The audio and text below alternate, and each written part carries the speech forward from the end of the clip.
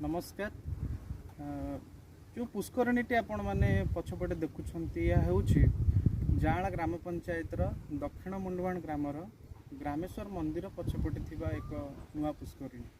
ये पुष्करणीटी संपूर्ण रूपे नुआ करी एबे निर्माण होईछि। 3-4 मास पूर्व एठी एक खाली गोटे पड़िया पड़ता जहाँ कि तार जमी माफिया माने स्वार्थ पिपासु समाज विरोधी व्यक्ति माने धीरे धीरे एनक्रोचमेंट करते। तो भाविलु जे जदि यथाशीघ्र एठी किछि जनमंगलकारी प्रकल्प न आसे ताहले जमी माफिया माने जमीटी को खाईदेवे। तो भाविलु कौन कले एठी समस्त हित हो पारिबो। सेतिकाले मन पड़ला जे गत वर्ष प्रधानमंत्री नरेंद्र मोदी सबु पंचायतर सरपंच माननकु पत्र माध्यम अनुरोध करथिले जे जल संरक्षण और वृक्षरोपण उपर गुरुत्व देवाई। तो से भाविले जे एठी एक जदि जल संरक्षण पई एक पोखरी निर्माण करा जाए ताले बहुत भल हम, जहाँद्वारा कि जल तो संचय हम ही हम।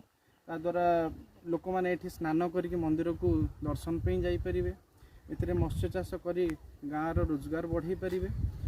संगे संगे जो स्थानीय गाई गोरु मान अच्छे से पानी पी पारे खरा दिने। ता छड़ा पोखरी जहाँ कि ग्रामांचल सौंदर्य एक अभिन्न अंग, गाँव सौंदर्य वृद्धि पाइब। तेणुकर आम पोखरी प्रकल्प करूँ बोली निष्पत्ति नेलु। किंतु एथिपई बहुत गुड़े अर्थर आवश्यकता थिला।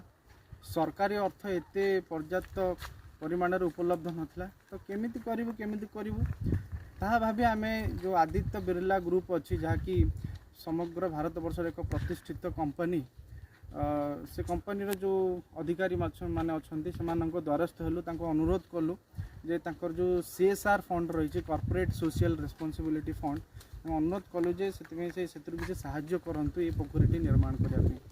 तो से अधिकारी मानक मु जोड़ हस्तर धन्यवाद देवी। से माने आम कथा को ग्रहण कले, बुझिले एवं ये पोखरीटी निर्माण करने आमको सहयोग कले। तो पोखरी निर्माण कार्य आरंभ होला सुचारू रूपे 15-20 दिन भितर आम यहाँ संपादन करूँ। तो आज ये पोखरीटी संपूर्ण रूपे निर्माण हो सारी।